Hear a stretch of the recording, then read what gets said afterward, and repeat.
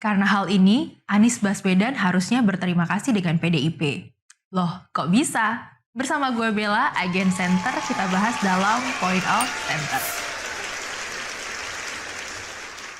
Dalam memperingati Bulan Bung Karno, Partai Demokrasi Indonesia Perjuangan mendatangkan puluhan ribu massa dari berbagai daerah di Indonesia. Mereka difasilitasi bus dan akomodasi lainnya agar bisa hadir di Stadion Gelora Bung Karno. Dengan warna merah khas PDIP, massa mereka memerahkan Jakarta. Tentu membuat kemacetan juga di akhir pekan. Hadirnya puluhan ribu massa PDIP ini tentu harus disyukuri oleh Anies Baswedan. Sebab apa? Sebab gini, dengan hadirnya massa PDIP ini ke Jakarta, mudah-mudahan rakyat di seluruh pelosok Indonesia dapat melihat langsung karya nyata Anies Baswedan di Jakarta. Anies yang sukses memimpin Jakarta selama 5 tahun tentu tak perlu mengeluarkan budget untuk mempromosikan keberhasilannya pada masa PDIP yang secara politik adalah rivalnya. Malah PDIP seakan menyuruh masanya, nih, lihat langsung kesuksesan Anies menata Jakarta. Sebab apa? Ya, karena karya Anies di Jakarta ada di mana-mana. Meskipun acara tersebut berpusat di kawasan GBK, jangan salah, karya Anies juga ada di sekitar sana. Hasil kinerja good bener yang membawa Jakarta semakin berkelas, sejajar dengan kota dunia lainnya. Pertama,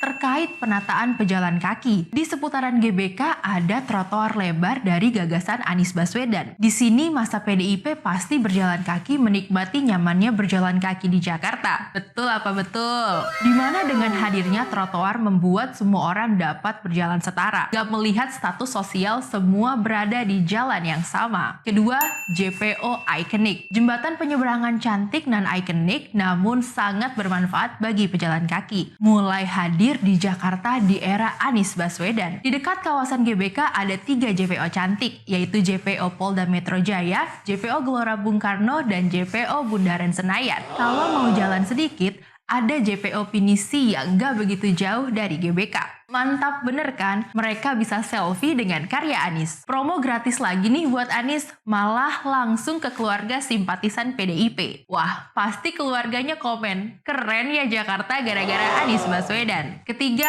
bus listrik. Warawiri bus listrik di Koridor 1 yang bersampingan dengan Gelora Bung Karno bisa menjadi promosi bagi Anies untuk mempromosikan program transportasi publik berbasis listrik yang sudah berjalan di Jakarta. Masyarakat daerah yang ingin merasakan gimana nyamannya naik bus listrik bisa mencobanya. Dan nanti sampai di rumah bisa menceritakannya kepada keluarga jika program Pak Anies bukan kaleng-kaleng. Selain penyediaan transportasi publik, juga penyelamatan lingkungan. Mantap betul. Keuntungan keempat buat Pak Anies adalah bagi mereka yang tinggal di daerah dan punya keluarga di Jakarta, pasti bisa menanyakan langsung ke keluarganya yang tinggal di Jakarta. Bagaimana kinerja Anies Baswedan yang sesungguhnya? Bagaimana kebijakannya sangat pro wong cilik, bukan yang cuma pencitraan. Ngasih sembako sekali, tapi kebijakannya menyengsarakan rakyat 5 tahun. Itu tadi hal yang secara nggak langsung keuntungan bagi Anies Baswedan saat PDIP mengundang masanya di Jakarta. Apalagi Ibu Mega berpesan, salah pilih 5 menit, bisa rugi 5 tahun.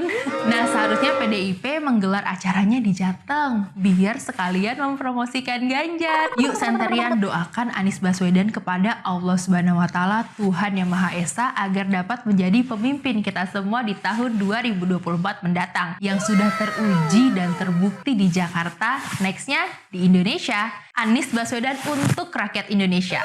Mari kita aminkan. Mari subscribe Center Indonesia agar terus menyala untuk menjadi cahaya terang demi menuju perubahan dan persatuan Indonesia di 2024 mendatang. Wassalamualaikum.